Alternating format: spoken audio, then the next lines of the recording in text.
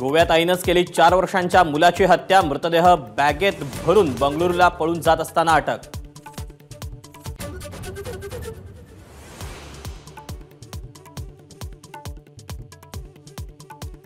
विधानसभा अध्यक्ष नार्वेकर आणि मुख्यमंत्री शिंदे यांच्या भेटीवर ठाकरे गटाचा आक्षेप। सुप्रीम कोर्टात प्रतिज्ञापत्र।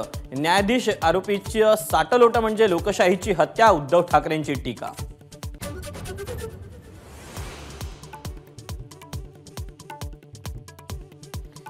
जोगेश्वरी कथित भूखंड घोटाळ्याप्रकरणी ठाकरे गटाचे आमदार रवींद्र वायकर यांच्या घरावर ईडीचे छापे।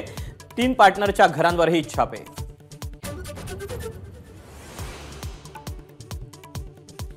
केंद्रातलं सरकार बदलत नाही तोवर असे छापे सुरूच राहणार। ईडी छाप्यांबाबत पवारांची टीका। तर जुलमी अत्याचार करणाऱ्यांचा अंत केलाच पाहिजे। उद्धव ठाकरेंचा हल्लाबोल।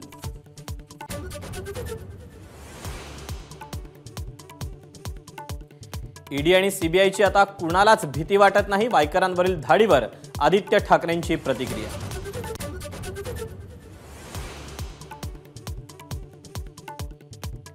महाराष्ट्रातील जागा वाटपाबाबत महाविकास आघाडीची आज बैठक। चर्चेत प्रकाश आंबेडकर आणि इतर डाव्या पक्षांनाही सहभागी करून घ्यावं, शरद पवारांचं मत।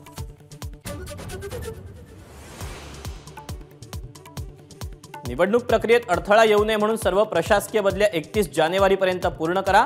केंद्रीय निवडणूक आयोगाचं राज्य सरकारला पत्र।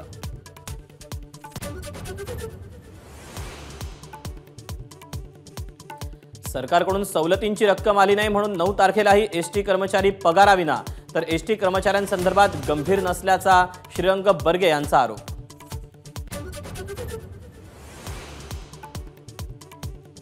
हिट अँड रन केसमधील शिक्षेचा निर्णय ट्रक चालक मालकांशी सल्लामसलत करूनच घेणार।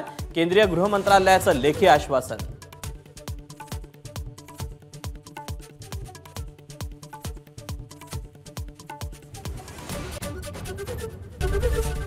एबीपी माझा, उघडा डोळे बघा नीट।